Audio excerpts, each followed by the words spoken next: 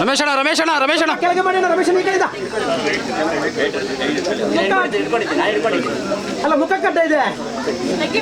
ಸ್ವಲ್ಪ ಕೆಳಗಡೆ ಬೆಲೆ ಇದು ಒಂದು 300 ರೂಪಾಯಿ.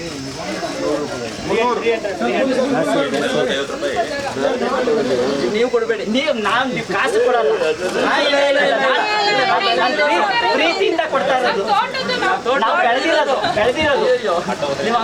ದಯವಿಟ್ಟು ಬೇಡಿ. ಹಂಗಾದ್ರೆ ಎಣ್ಣೆ ಕೊಡ್ತೀನಿ.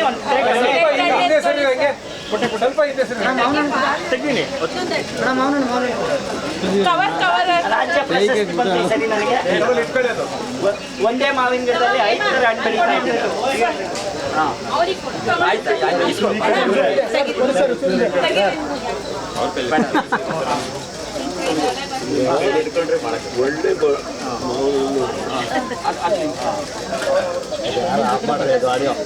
ಮಾವಿನ ಹಣ್ಣೆಲ್ಲ ಕೊಡ್ತಾರೆ.